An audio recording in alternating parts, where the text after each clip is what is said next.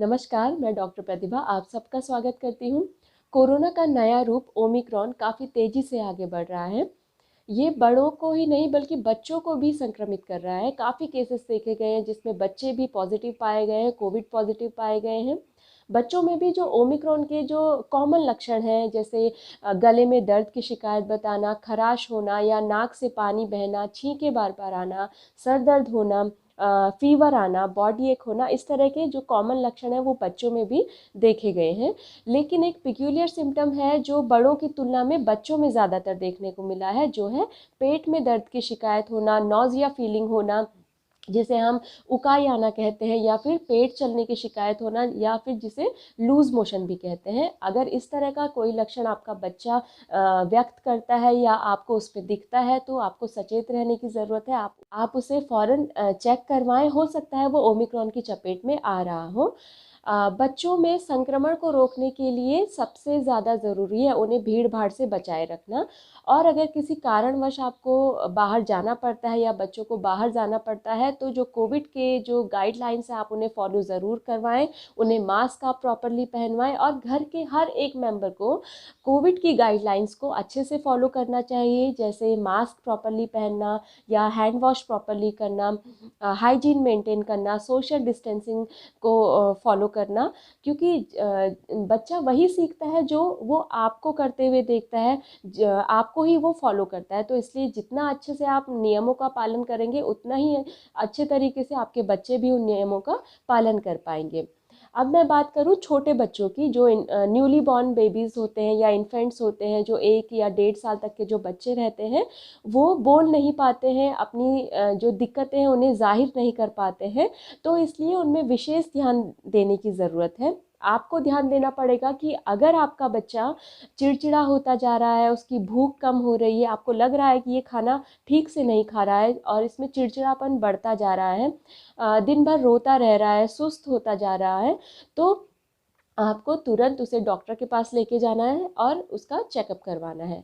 और अगर आपका बच्चा 5 से 10 वर्ष तक की आयु का है और आपको लगता है कि वो जल्दी थकने लगा है या फिर उसकी सांस फूलने लग गई है, और या फिर वो पेट में दर्द की शिकायत आपको बता रहा है, लूज़ मोशन की शिकायत बता रहा है, तो भी आपको तुरंत उसका चेकअप करवाना चाहिए और ट्रीटमेंट को आपको फॉलो करना चाहिए।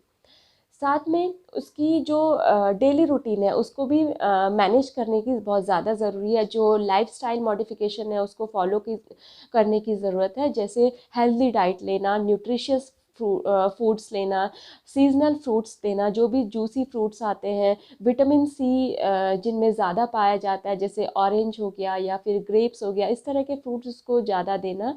और साथ ही वैक्सीनेशन प्लान्स जो होते हैं, जो गवर्नमेंट ऑफ इंडिया ने रिकमेंडेड किए होते हैं वैक्सीनेशन प्लान्स, उनको आप ज़रूर फॉलो करवाएं। क्योंकि काफ़ी बार हम देखते हैं कि लोग आकर कहते हैं कि हमको पेनलेस वैक्सीनेशन चाहिए, हमें हमारे बच्चे को फीवर आ जाता है वैक्सीन देने के बाद या फिर वो बीमार पड़ जाता है। ये गलत धारणा है, क्योंकि वैक्सीन के बाद अगर आपको फीवर आता है तो वो एक अच्छा सिम्टम है, वो आपकी इम्यूनिटी को ट्रिगर कर रहा है, तभी आपको फीवर आ रहा है। इसलिए आप ये बिल्कुल ना समझें कि वैक्सीन देने के बाद जो फीवर आ रहा है वो किसी तरह का कोई और लक्षण है, कोई और तरह की बीमारी ना हो रही हो, तो इस तरह की धारणा आप बिल्कुल ना रखें।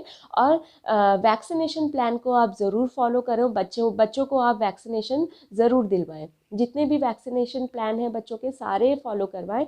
ओवर यूज़ ऑफ वैक्सीनेशन ना करें, अननेसेसरी वैक्सीनेशन आप बिल्कुल ना लें।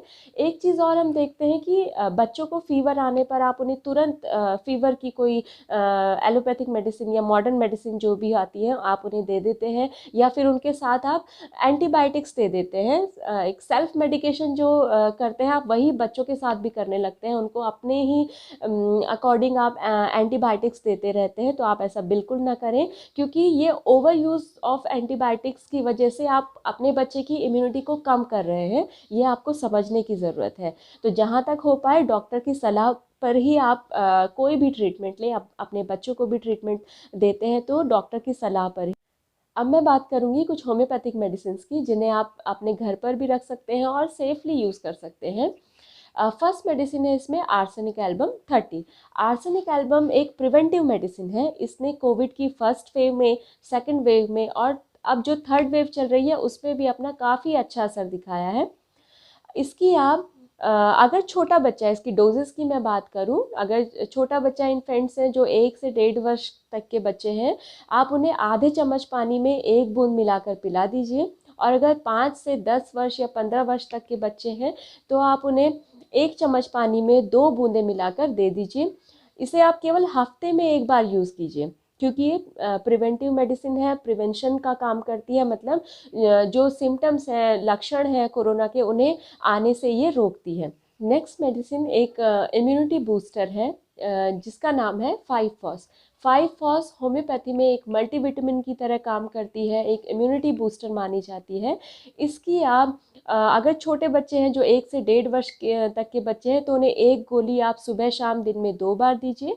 और जो 5 से 10 वर्ष 15 वर्ष तक के बच्चे हैं आप उन्हें इसकी 2 टैबलेट सुबह शाम दे सकते हैं। आप इस मेडिसिन को कंटिन्यू भी कर सकते हैं, किसी तरह का साइड इफ़ेक्ट इसमें आपको नहीं मिलेगा। ये आपकी इम्यूनिटी को बढ़ाने का ही काम करती है। तो आप इन मेडिसिन को अपने बच्चों को दे सकते हैं, अपने घर पर सेफली यूज़ कर सकते हैं। और अगर किसी भी तरह का लक्षण आपको दिखता है तो अपने नज़दीकी डॉक्टर से आप संपर्क ज़रूर करें, उनकी सलाह पर आप मेडिसिन लें। तो आशा करती हूँ मेरा आज का वीडियो आपको बेनिफिशियल लगा होगा। इसी तरह के हेल्थ अपडेट्स पाने के लिए आप मेरे चैनल को सब्सक्राइब कर सकते हैं और साथ ही मेरे वीडियोस को आप शेयर कीजिए, लाइक कीजिए। और अपने किसी भी तरह के हेल्थ रिलेटेड इश्यूज़ अगर आप मुझसे डिस्कस करना चाहते हैं तो आप मेरे सोशल मीडिया लिंक्स पर भी मुझसे कॉन्टैक्ट कर सकते हैं, जिसका लिंक मैंने अपने डिस्क्रिप्शन बॉक्स में दिया है। धन्यवाद।